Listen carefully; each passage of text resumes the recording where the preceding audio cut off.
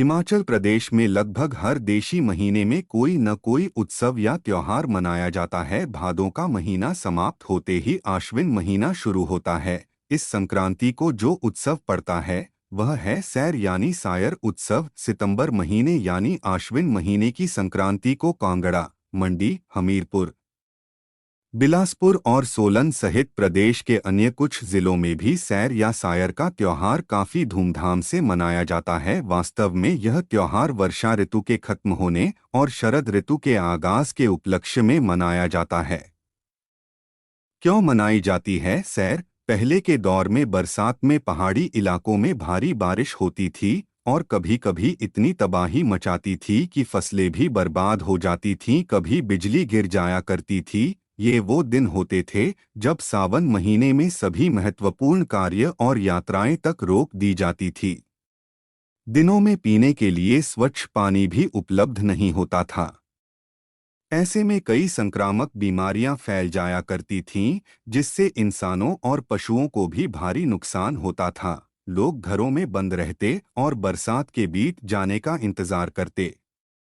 फिर सैर वाले दिन लोग दरअसल प्रकृति का शुक्रिया अदा करते थे कि चलो अनहोनी नहीं हुई, बची हुई फसलों का भोग। इसीलिए बरसात खत्म होने पर सैर के दिन सुबह ही ताजा फसल के आटे से रोट बनाए जाते, साथ ही देवताओं को नई फसलों और फलों वगैरह का भोग लगाया जाता।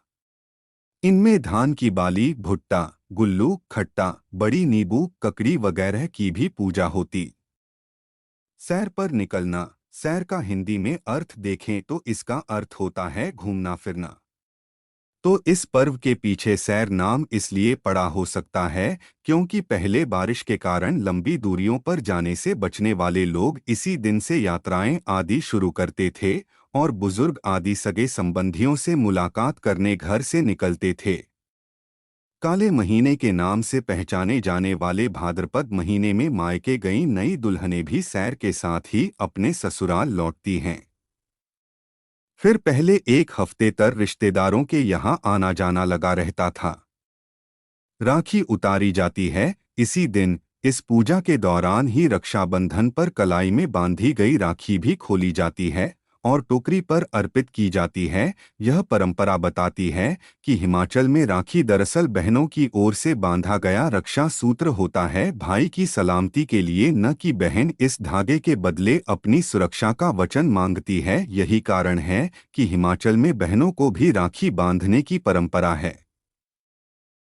पूजा के बाद विसर्जन जरूरी। परिवार के सभी सदस्य सैर पूजते हैं और प्रार्थना करते हैं कि हर साल इसी तरह सुखदायी रहना। इसके बाद कुछ इलाकों में सैर की टोकरी को गौशाला में घुमाया जाता है और फिर चलते पानी में प्रवाहित कर दिया जाता है। पशुओं की भी सैर। इस दिन पशुओं को भी सैर पर ले जाया जाता था। उन्हें गौशालाओं से निकालकर जंगलों में या घासनियों में उन जगहों पर ले जाया जाता था जहां पर बरसात में ताजा घास उग आई होती थी।